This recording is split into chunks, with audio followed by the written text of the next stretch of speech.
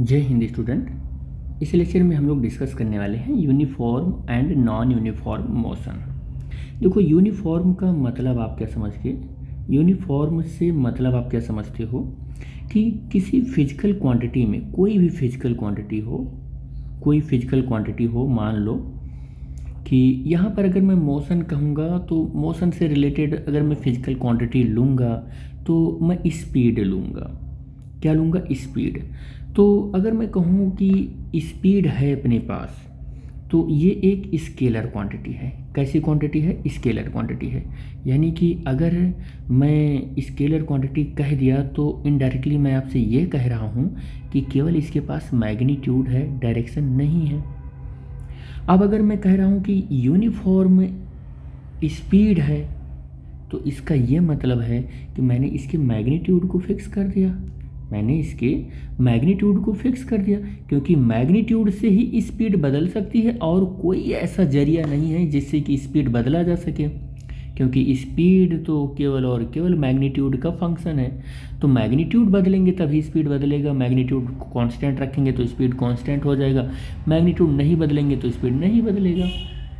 तो अगर किसी फिजिकल क्वांटिटी पर यूनिफॉर्म आपने लगाया तो इसका यह मतलब है कि उसमें चेंज नहीं हो रहा है, उसमें चेंज नहीं हो रहा है। और अगर चेंज हो भी रहा है तो हर एक क्रॉस सेक्शन या कह सकते हैं हर एक डिस्टेंस और टाइम के रेशियो बराबर है वहाँ पर। इसी बात को हम यूनिफॉर्म कह रहे हैं। जैसे अगर मैं कह दूँ कि यूनिफॉर्म स्पीड है, क्या कह दूँ? यूनिफॉर्म स्पीड है, तो इसका मतलब ये है कि स्पीड जो है वो डिस्टेंस अपॉन टाइम का रेशियो है।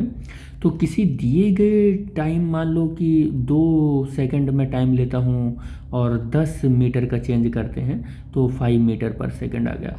मैं फिर कह रहा हूँ कि अगले 2 सेकंड के लिए और फिर 10 मीटर पर सेकंड का चेंज आया तो फिर 5 मीटर पर सेकंड। यानी कि मैं ये कहना चाह रहा हूँ कि ये 10 मीटर का डिस्टेंस 2 सेकंड में चल रहा है, अगला 10 मीटर का डिस्टेंस 2 सेकंड में चल रहा है, अगला 10 मीटर का डिस्टेंस 2 सेकंड में चल रहा है।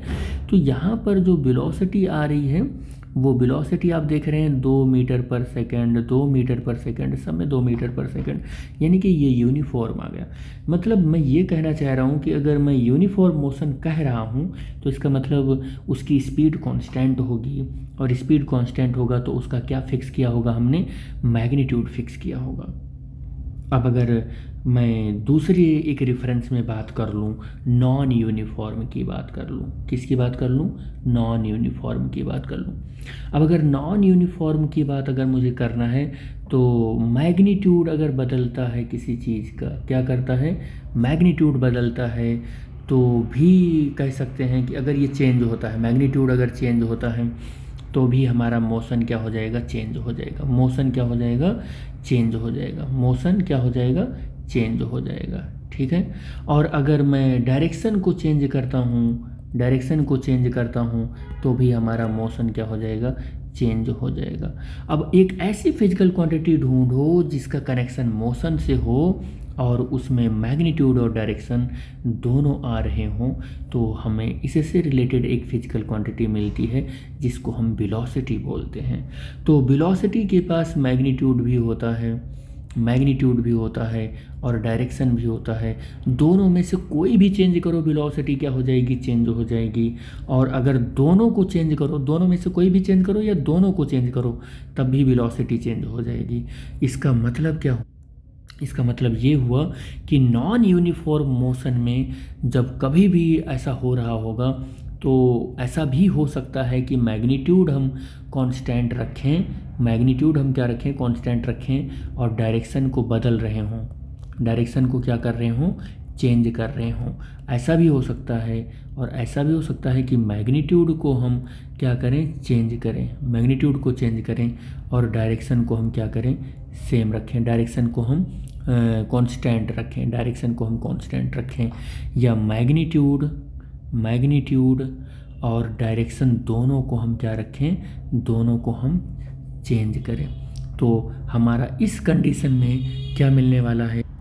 नॉन यूनिफॉर्म मोशन मिलने वाला है। क्या मिलने वाला है? नॉन यूनिफॉर्म मोशन मिलने वाला है। अब नॉन यूनिफॉर्म मोशन होता क्या है कि कोई भी डिस्टेंस या displacement equal interval of time में अनइक्वल होना चाहिए। मान लो ये x1 है, ये y है, x से लिख लो, और ये z है।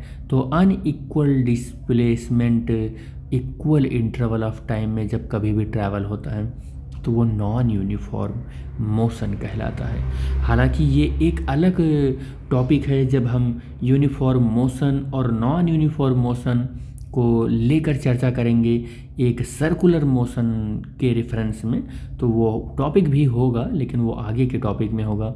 यहाँ पर हमारा एम ये था कि मैं आपको ये बताऊँ कि यूनिफॉर्म मोशन क्या है और नॉन यूनिफॉर्म मोशन क्या है। तो यहाँ तक जितना मैंने कोशिश की है, हो सकता है कि आपकी समझ में आ गया है। नहीं समझ में आ रहा है तो आप कमेंट बॉक्स में कमेंट करके मुझसे पूछ सकते हैं कि सर ये टॉपिक नहीं समझ में आया। मैं कोशिश करूँगा उसे समझाने की किसी दूसरे मेथड से, दूसरे तरीके से, लेकिन इस लेक्चर में बस हम लोग यहीं तक डिस्कस करेंगे।